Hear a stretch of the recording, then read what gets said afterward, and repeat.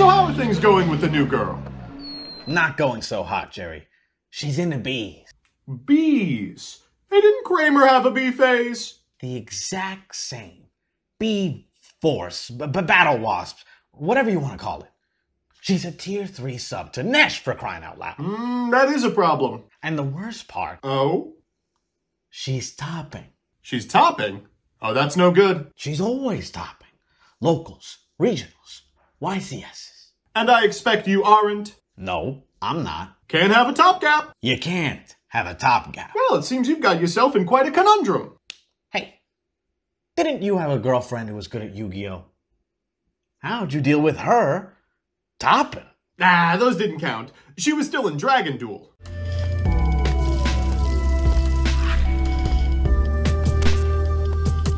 Good afternoon, Jank enthusiasts. I'm MBT, and this is 10-Minute Testing. You may not be familiar, but I have a Patreon, and each month the $15 Patreons get to put up one 10-minute testing to be voted upon by the plebeians. Like this upcoming Tuesday, the vote was very close. I know the results in advance, but it was edged out by a deck with a lot of buzz. Presenting Battlewasp.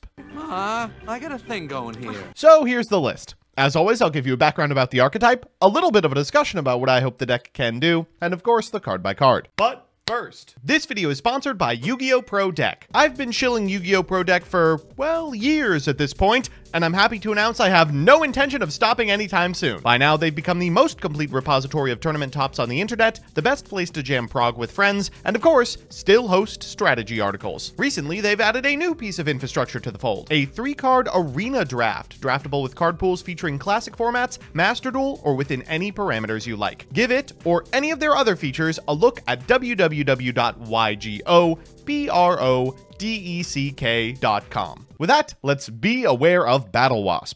Battlewasp is an archetype from the Synchro universe during Arcva.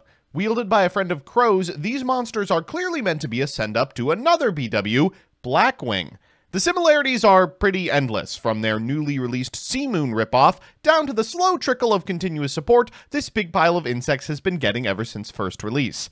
These monsters, and the generic insect tools the typing has received over the past 3 decades, are responsible for one of the most effective field swarming decks in the history of time. There's just one little problem for the nest. There's nothing worth going into. I've spoken at length about this issue, but there are a number of archetypes that theoretically have the ability to summon a near infinite amount of do-nothing monsters to the field. The problem is, there just really aren't amazing generic extra deck tools anymore, and an insect lock found on a significant amount of these monsters complicates things even further. Until now! Finally, after years of asking, Konami has finally gifted insects something to do. Grand Partisan the Revolution is a big asshole who can, if banished, resummon itself, then destroy as many cards your opponent controls as you have other banished insects. While this failed to make a splash in the OCG, things are different here thanks to Heavy Cavalry of the Indestructible Insects, which can banish 2 cards on the field at quick speed. In short, this deck now has a DPE, a Tower's Board Wipe, and all Insect's previous tools as well. The Papillion to Sting Negate, the Lancer Banish, the Fly and Sting Counter Trap, the Ragnarika Steeds, and the Cicada King Negate as well. This diversity of interaction may finally mean these bad bugs have a place in the modern metagame. Now, I should mention, there are fundamentally 2 ways to play this deck. What you see here, and a 60-card version that also plays Hand Traps and Crossout Designator. So with that, let's get into the card by card. We'll begin with our new Battlewasp. Battlewasp Rapier the Onslaught. If you control no face-up monsters, or the only face-up monsters you control are insects, you can discard another insect to put a Battlewasp Wind from your deck face-up into your spell trap zone, then special summon this card from your hand, and you are locked from the extra except for wind monsters. This can be banished from the graveyard to reduce the level of an insect monster you control by 1. Let's go to Battlewasp Wind. Twice per turn, if a Battlewasp monster is normal or special summoned to your field except during the damage step, you can target one of them, add a Battlewasp monster with less attack than that monster from your deck to your hand. Once per turn, you can target an insect monster you control with the level. This turn, you can treat it as a tuner if it's used as synchro material. You can only activate 1 Battlewasp Wind per turn. Now, this card's really deceptive because it actually doesn't do anything it says on the tin. Notice that twice per turn, and the once per turn afterwards, is soft. The only hard stipulation on here is the single activation of Battlewasp Wind, But note that Rapier the Onslaught places a Battlewasp Wind from your deck face up in your spell trap zone. Over the course of the combo, you are going to add the Battlewasp Wind back to your hand before activating again, getting up to 4 triggers of that first effect. After that, we've got 3 copies of Sting the Poison, 2 copies of Sting Lancer, 2 copies of Twin Bow the Attacker, 2 copies of Scout Buggy. You send this over the course of your combo, so you don't necessarily need to open it. You just need another name in your deck, so you can end on a Cicada King. 1 Arbalest the Rapid Fire, 1 Pin the Bullseye, which I'm just so sorry I never activate over the course of any of the games today. I failed the skill check. I don't know what else you want me to tell you. Our Soul Bee Trooper, I believe. 3 copies of Scale Bomber. And then, of course, we've got our 3 Resonance Insect, our 1 Beargram Shelled Emperor of the Forest Crown, hot from Simo's list in Masochist. Doomdozer. This is a TCG exclusive supply soldier of the indestructible insects, which when an insect monster's effect is activated can be special summoned from the hand. Then if activated in response to your opponent's effect activation, that effect is negated. Also to the end of your next turn after this effect resolves, you can't special summon from the extra deck except insect monsters. During your main phase, you can fusion summon an insect fusion from your extra using monsters from your hand or field. Importantly, this negates Maxi, so that's why it's a TCG exclusive. We've got Guard Mantis, which allows you to pay 1,000, a special discard from your hand in defense, but while it's face up in the monster zone, you are locked into insects, and then during your opponent's turn, you can target a monster you control and change its battle position, a Goki Pole, and a Dream Cicada. After that, we've got 3 copies of Armed Rebellion. This allows you to special summon an insect with 1,000 or less attack from your hand or deck. Then, if you specialed from the deck, you have to send a monster you control to the graveyard, and you are locked into insects. If a face-up insect synchro you control is destroyed by battle or card effect while this card is in your graveyard, you can banish it to add a Summoning Swarm from your deck to your hand. After that, we've, of course, got the wins. 1 copy of Bee Trooper Landing, which is just polymerization with a decent effect from Banish. 1 Instant Fusion, because guess what? We have targets. 1 Hunting Dance, and 1 Fly and Sting. We are not on a lot of non-engine. Again, there is a really good argument for playing 60 cards, a comprehensive non-engine package, and cross-out Designator, because this deck does have a pretty sizable weakness to a lot of commonly played hand traps. But like a lot of decks that are choosing to completely eschew non-engine from the main, we are only going to play Fua Ross, 3 copies of Droplet, and of course our Called By. In the extra, we've got 2 copies of Pico, 2 copies of Armor Horn, 1 Papillion, 1 Mantis Monk, double Invincible Atlas, which seems silly, but I promise you we need both. 1 copy of Stag Sovereign, 1 Cicada King, 1 Sachi the Ceremonial Bow. If this card is synchro summoned, it can be treated as a tuner. Then once per turn, you can return a continuous spell you control to the hand to normal summon 1 Battlewasp monster during your main phase's turn, in addition to your normal summoner set. If it's sent to the graveyard as synchro material, you can inflict 100 damage to your opponent for each of your banished Battlewasp monsters. That's right, they gave the deck a second time win condition. We're also playing Debalantis, the Menacing Mantis. He has a home, and a copy of Grand Partisan, the Revolution. Can be destroyed by card effects. Insect synchro monsters you control gain 200 for each of your banished insect monsters. If this card is banished, you can special summon it, then destroy cards your opponent controls up to the number of the banished insect monsters. Then they take 500 for each card destroyed. 1 copy of Cruel Saturnus, the Roulette Master, or Rotation Master, rather. God, I dropped the series so hard I forgot that it even existed. And 1 copy of Heavy Cavalry of the Indestructible Insects. This is a level 5 or higher insect plus an insect. Can't be destroyed by your opponent's card effects. And if all monsters you control are insect monsters, you can target 2 monsters on the field, including 1 insect monster you control. Banish them. Of course, you'll be banishing the Partisan. In the side, we've got 1 copy of Nibiru, 2 Lightning Storm, a Harpy's Feather Duster, triple Dark Ruler no more. You're going to need these cross-out designators, 3 evenly matched, 1 anti-spell, and a Rivalry. With that, let's jump into a game. Our first match is up against Earth Machine, and oh my god, how are we going to beat this tier 0 super threat? I know Peeps loves this deck, but I can't pass up an opportunity to punch down. Our hand looks pretty good. Armed Rebellion plus Instant Fusion is about as full a combo as you could hope for. Let me show you what Armed Rebellion specifically can accomplish. We're going to go Armed Rebellion for a Resonance Insect, then send it immediately to the graveyard, which procs its effect and gets us a copy of Rapier the Onslaught. We'll activate that effect in order to set Battlewasp Wind, then we'll activate the Wind in order to grab a copy of Pin. We'll Pin to summon itself, and then afterwards we can use Wind to modulate 1 into a tuner so we can make Sachi the Ceremonial Bow. We'll go for Sachi and the effect of the Wind in order to grab an Arbalest the Attacker, then Sachi to put the Wind back in hand, which we can then activate again because remember the first time we placed it. We'll go for the effect of the wind, targeting the Arbalest, and then we'll Arbalest summon back the pin. Do I remember it? Do I remember it? Place your bets now. We'll go for the Rapier here in order to enable us to make Diabolantis the Menacing Mantis, triggering it and the Sachi to chain block. Kind of nice. And guess what? After the Goki pull activation, yes! We did it! All right, okay, we're going to go Diabolantis the Menacing Mantis here. It also has a tuner modulation effect, which enables us to get to Grand Partisan. We can trigger Wind and then go into Resonance Insect and Armor Horn. We will go ahead and add an Extender, then activate the effect of the Armor Horn, extra normal for a Sting the Poison, which we will use to grab a Twin Bow the Attacker. From here, we'll go Mantis Monk. Mantis Monk banish 2 for a Hunting Dance, and the 2 we banish are Grand Partisan. And of course, also this Resonance Insect, which sends a Scout Buggy to grave. Keep an eye on that. Down comes Dream Cicada. We will tribute that for Invincible Atlas for a Sting Lancer. We'll trigger the effect of the Sting Lancer to grab a copy of the Fusion spell. Then we're going to go into Stag Sovereign. Instant Fusion here is going to grab us our target, Cruel Saturnus. We'll activate Cruel Saturnus in order to grab Fly and Sting, then we'll banish a lot for this B-Gram. We can use the Cruel Saturnus to bring back the banished Scout Buggy and summon another from deck. And now we're going to do a little funky play. We're going to go for Pico. We'll activate Pico, pitching Fly and Sting because we can get it back at end step. We'll equip to a monster we're about to overlay into a Cicada King, then we'll activate Pico's second effect, chain the effect of the Cicada King so that we can then chain the effect resolution of this Supply Soldier of the Invincible Insects. Pretty cool, right? Afterwards, we are going to summon out this copy of Resonance Insect, and then we're going to go for a Mantis Monk into a Invincible Atlas. Finally, we are going to go for the Armor Horn here to summon it to our side of the field, so we have the material necessary for Seraphine Papillon, and then we'll fire off a landing with the last 2 cards in hand for a copy of the Heavy Cav. At end step, we will reset this Fly and Sting and wish our opponent good luck. They're going to begin with a copy of Urgent Schedule. Very good going second, but probably not enough. Down comes the Derek Crane, and we will go ahead and fire this copy of Heavy Cav. We'll banish this copy of Grand Partisan. Then we'll activate the effect of the Grand Partisan, summon it back, and deal 2,000 to our opponent. From this position, they can fire off this Thrust after we, of course, search off Wind and summon back off of Papillon. But unfortunately for our opponent, they neglect to add it to hand. No!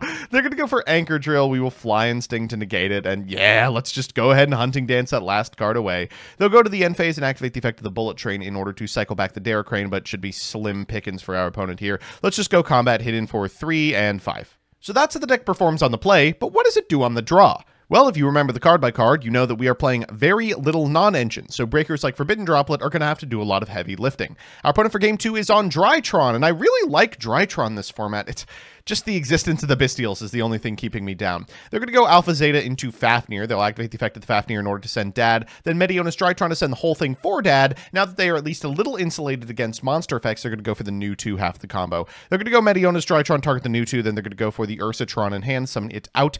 They're going to go ahead and grab a Fafnir for Nova. Then afterwards they can fire off the Nova to get the one they're missing, of course, the Gamma from deck. From here they're going to go into an IP Masquerade into Gamma, pitch this copy of Ben 10 to summon 2 back, then Ben 10 to grab a copy of Diviner. They'll normal the Diviner, use the Diviner to send a copy of Herald to the graveyard, add from deck to hand another Cyber Angel Ben 10, into Dawn Dragster, into Fafnir, into Set 2 Pass. Pretty comprehensive board state. Okay, we're going to begin with an Armed Rebellion. They're going to go for the Fafnir, and we're going to send everything to the graveyard. We're not going to need it. We're just going to go ahead and negate everything, then a Resonance Insect, and send it to the graveyard to grab a copy of, once again, Rapier the Onslaught. We'll go for the Rapier the Onslaught. We're down to the last 2 cards into 2 back row we know are live, but they really don't have too many good opportunities to actually activate them. We're going to go for Wind here, targeting Sachi, and we'll activate Sachi. They'll Imperm, but we've already plussed so hard off the Wind, it may not matter. The Wind's going to grab us a copy of Twin Bow, and then we'll activate Sachi to put back the Wind for cost. Cool, right? We're going to go for Twin Bow here, summoning the Twin Bow. That does trigger the Wind. We'll use the Wind. They will Fafnir here, and we will go for Sting the Poison. Sting the Poison here is going to trigger. They're going to go for the Forbidden Droplet, I think correctly, but unfortunately, we still have so much more we can do. We'll modulate to Tuner to go to Diabolantis, and should be all she wrote. Let's go ahead and grab a copy of Guard Mantis, another free extender off the Goki pole, then Diabolantis in order to make a Grand Partisan. We'll go for Wind, target the Grand Partisan in order to grab a Rapier the Onslaught, and we'll make an Armor Horn. We'll bring back a B-Gram, trigger the effect of the Resonance Insect, and trigger the effect of the B-Gram in order to get everything off field. Now, Dad does float into Nids. We'll go into Mantis Monk, and then afterwards we'll bring back this copy of Armor Horn. That's going to trigger the Partisan. We'll activate the Partisan and blow up the entire board, and now we can just go combat and walk in for lethal. Or close to lethal. No lethal. I counted correctly. So it's time for game 3, and you know what that means, a best of 3 versus meta. Our opponent's on Fiendsmith Yubel, and this hand looks pretty good. They're going to go Throne, activate the effect in order to pop a Spirit of Yubel, and down comes Fuaras, down comes Ash, and looks like we're going to be sitting here for a while. They're going to go for Yubel, afterwards they're going to normal summon a copy of Dark Beckoning Beast, grab themselves a gate. They will activate the gate, then afterwards they will go ahead and activate the effect of the Dark Beckoning Beast to go into Dark Beckoning Beast to Moon, and then make a Phantom of Yubel before they commit to the Fiendsmith half of the deck. They're going to go for Requiem. Requiem's going to summon a Lacrima. Lacrima's going to send a copy of the Fiendsmith to the graveyard into a Sequentia. I love that people are just not even bothering with the Fiendsmith graveyard effect anymore. They're going to go for the 3-mat here, Agnus Day. Then they're going to bring back the Spirit of Yubel and activate the effect in order to grab a Pain. They're going to activate Nightmare Pain here in order to go ahead and pop that Spirit of Yubel. Then activate the Spirit of Yubel in order to summon out a Yubel. From here, they can activate Gruesome Gravesquirmer, summon it, then trigger the effect of the Yubel in order to summon a Terror Incarnate. Finally, they can go into Yama, trigger the effect of the Yama in order to grab an Unchained Soul of Sharvara, make Rage into Squirmer, into Spirit, into Sharvara, pop Spirit. Is there a once per turn anywhere on this card?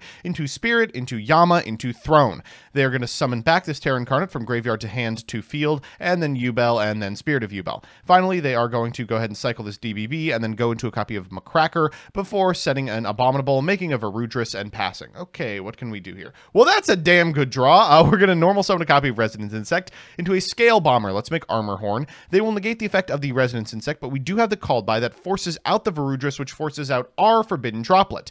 Okay, well, the board has been equalized, but unfortunately they do have one little piece of interaction left. We're going to go for the effect of the Sting Lancer, and we will grab a landing. They will Abominable Chamber to make a copy of Rage. Then they'll Rage, targeting the Sting Lancer for an SP Little Knight. We were so close. So it's time for game 2, and oh no, 2 multi-Charmies plus full combo. Okay, we'll go for Called By on the Perulia. They'll fire a Fuaras at earliest possible opportunity. Okay, well, so we don't have a fantastic play around Fuaras. We are going to go for Cruel Saturnus here. We'll trigger the effect of the Resonance Insect. Shockingly, I think actually Perulia was the scarier of the 2 Charmies with this hand in particular. But we're going to go Wind, target our Rapier, the Onslaught. We're going to do the best we can. Remember, we kind of have to play into it. We're going to go into a Sachi, the Ceremonial Bow, into the Wind, targeting the Sachi and the Sachi effect as well. We're going to grab an Arbalest and Droll? Oh my god, I think you have certainly misread the situation here. On one hand, I get it, because we're going to get at least 2 more searches off the Wind, but now they're not going to be drawing off of the effect of their Fualas. Okay, let's see if we can put enough on the field to deal with 4 cards in hand. We're going to go for Partisan, and then afterwards we're going to bring out this copy of Beargram that triggers the Resonance Insect. We'll make an Armor Horn. Afterwards we'll go for the Armor Horn effect to normal summon the Sting the Poison into a Mantis Monk. From here we can activate Armor Horn in order to summon back the Armor Horn, then go to Cruel Saturnus, triggering the effect also of the Partisan. We'll special summon back the Scout Buggy and activate its effect into an Ash. Now we only have to worry about 3 cards. Let's go Papillon. We'll activate the effect to get some counters. Then go into Armor Horn, trigger the effect of the Mantis Monk, targeting our Scout Buggy to cycle it out, and end on a Stag Sovereign. We'll pass back to our opponent, who will draw for turn. We'll go Papillon here in order to summon back the Sting the Poison, then activate the effect in order to grab another Rapier the Onslaught. They're going to begin with an opening of the Spirit Gates. That's fine. They'll normal summon a Dark Beckoning Beast, and then normal summon a second to go into Moon. We will Stag Sovereign here in order to get rid of both the Papillon and this Moon, and they'll go into a Nightmare Pain, go for the Dark Beckoning Beast, then Pain, popping the Beast for a Yubel. Those will be shuffled for a Phantom of Yubel, and they will pass turn here. I think we are in a great position. We'll begin with the effect of the Sting the Poison to negate the effect of the Phantom of Yubel, or at least trade for it. They're going to go for the Spirit of Yubel into Yubel, but now that's all we have to worry about. We're going to cycle that landing, bringing back the Partisan, and we'll blow up everything in the process, dealing 1,000. Next, we'll Wind, and we'll special out this Scale Bomber as well. We're going to grab a copy of Twin Bow, then fire off the landing in order to go into Heavy Cav. Heavy Cav actually checks the Yubel perfectly, so we can just go battle 25 and 46. So it's time for that all-important game 3, and oh, thank God.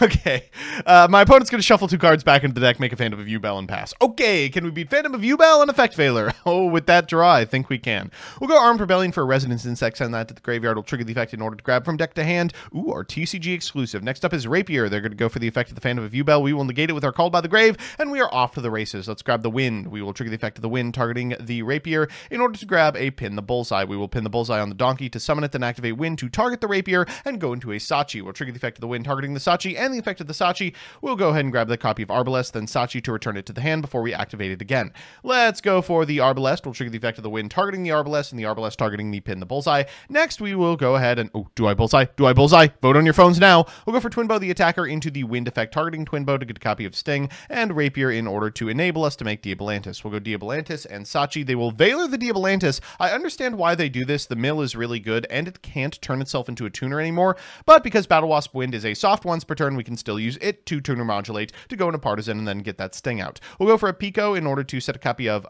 Resonance Insect to the back row into a Mantis Monk. We'll special out this copy of Bigram that summons back the Partisan and triggers the Resonance Insect into a Goki Pole, triggers the effect of the Goki Pole to grab another Resonance Insect, and we'll just get in. They have Spirit, and admittedly, I should have seen this coming, because what else would be in their hand? So we're going to go into Armor Horn after getting Battle Fadered. We will go for the effect of the Supply Soldier here as well, and then normal summon this Resonance Insect into the Supply Soldier into Heavy Cav. Afterwards, we are going to be able to summon out the Doom Dozer, then trigger the effect of the Resonance Insect to send a copy of Scale Bomber, Heavy Cav in order to banish the Spirit of Yubel, which is nice, then Landing in order to make Cruel Saturnus. Saturnus here is going to be able to grab us a Sting Lancer. We'll trigger the effect of the Armor Horn, summoning it back, then trigger the effect of the Cruel Saturnus to grab back the Scale Bomber. Finally, we'll go Mantis Monk in order to cycle out that Scale Bomber, or the Cruel Saturnus rather, and get ourselves a Hunting Dance. We will send another Scale Bomber to the graveyard, Seraphine Papillon, and then set one and pass, reserving the Sting the Poison for our opponent's main phase. They'll go Nightmare Pain, we will Hunting Dance the Pain, which is just exactly what we wanted to do, and they will pass. Finally, in end phase, we will activate the effect of the Seraphine Papillon to get a Sting the Poison back. We'll grab a copy of Twin Bow the attacker, and we'll draw for turn. This should be all she wrote. We'll link off 2/4 Stag Sovereign into Bigram. We'll go to the battle phase. Here's the second Spirit of Yubel. Annoying, but not the end of the world because we now have a Banish available. We'll go for the effect of our Indestructible Insects, bring back the Grand Partisan, and we get to trigger the Battlewasp Wind on our way to lethal. 34 and 58. So we're back with the deck, and whoa, wasn't expecting that. Let's do the pros and cons. First, the pros. 1, the new stuff's crazy. They gave Battlewasp a Sea Moon and a Black Whirlwind. What more can I say? The new continuous spell gets you 2 searches a turn. It isn't hard once per turn, so Bocce can give you 4 through the Rapier combo alone. Grand Partisan is a huge body that's indestructible. The Banish and Resummon effect is good turn 1, but devastating when combined with the Banish effect during your opponent's turn, giving you as many pops as you have Banished Insects, which is usually a full board wipe and a 500 burn for each card destroyed. Even if not used as an interrupt, surviving to turn 3 and then banishing it means you clear the whole field and hit for 5,000. Speaking of banishes on your opponent's turn, the TCG exclusive Indestructible Insects provides you with an unbelievable extender and a new fusion that banishes one of your monsters to banish one of theirs. This is paired with Grand Partisan for huge amounts of layered removal. 2. Armament Swarm was made for Resonance Insect.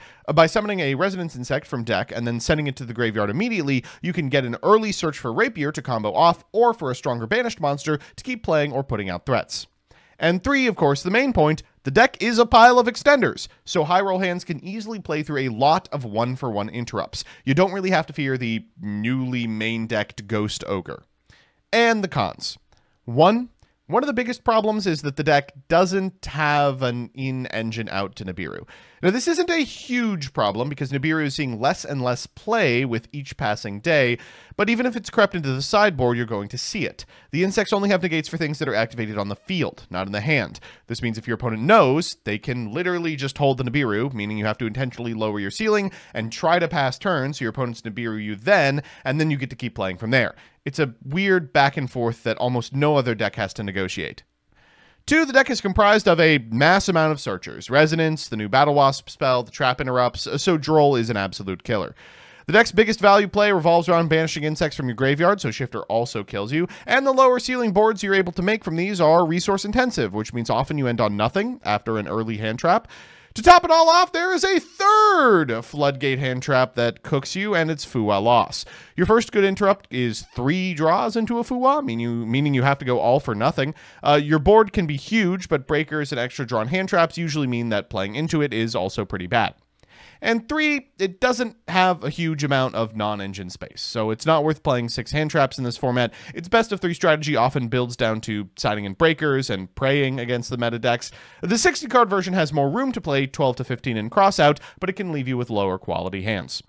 Overall, there's a lot of buzz around this combo deck, but it doesn't yet have the sting of the current meta. You won't be likely to see it at your YCSs, but keep an eye out at regionals and below. So that's that. Thanks so much for watching, and thanks even more to the patrons that make this content possible. Some of them have paid a lavish sum to be mentioned at the end of the video, so let's do that now. About 99 Donuts, Elena Tincher, Alex Perea, Allison Elliott, Ally, Brett Henry, Cool Name, Darkmaster Zork, Derp and Dragon, DJ Elephant, FPS Lord Derp, John Piet, Killer Croc 467, Night Mary, Legal Rights, Lockstone, Luis Hernandez, Lullaby of Souls, Master of Faster, Matthew M. Derezzo, MBT Plama Dolce, Mike Carlotti, N54 Lionheart, Nacho Gonzalez, Nax Juto, Nebula YGO, Project Mercury, Rohan Doge, Rose Lapine, Troy Says By Erasure is Gay, Who's Nick, and Wonder Waffle. I couldn't have done it without you.